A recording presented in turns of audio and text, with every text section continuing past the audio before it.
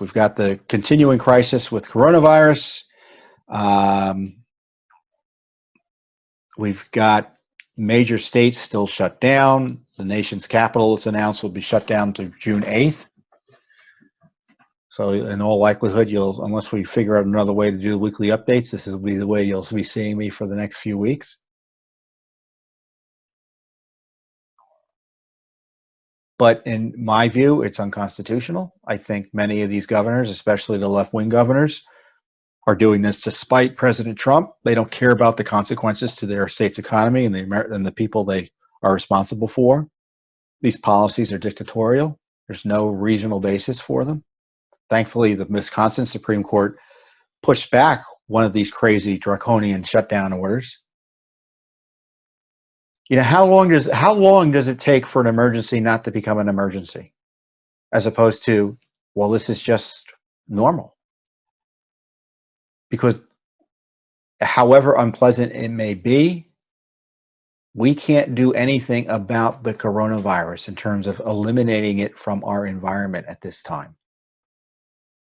It's no longer an emergency, it's a fact of our lives, and we have to get back to our lives while taking into account the coronavirus and other risks to our lives and our economy and what we do every day, of which the coronavirus is one, however disturbing it may be.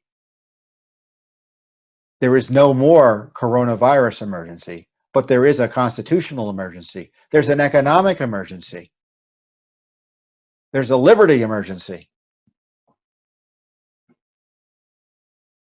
The latest numbers are 36+ million people unemployed. Our economy is contracting. Businesses are being destroyed. People are engaging in civil disobedience in significant ways and protesting. We've got to get DC open. DC is still closed, our nation's capital. Unbelievable. It's going to be closed through June 8th. And I've said it once, and I'm going to say it again until someone pays attention. Susan Rice, the corrupt national security advisor for President Obama, who lied repeatedly about Benghazi, is on the head of the Reopen DC committee. He's sharing it for the mayor here with Michael Chertoff, who is a Republican. Why is Susan Rice anywhere near any government position of trust is beyond me.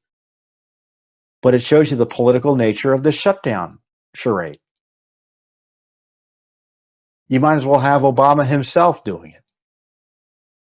Our nation's capital is now under the control, practically speaking, of Susan Rice. That's not what the Constitution means or requires or envisions. Thanks for tuning in. Be sure to subscribe to our YouTube channel to catch all the latest news from Judicial Watch.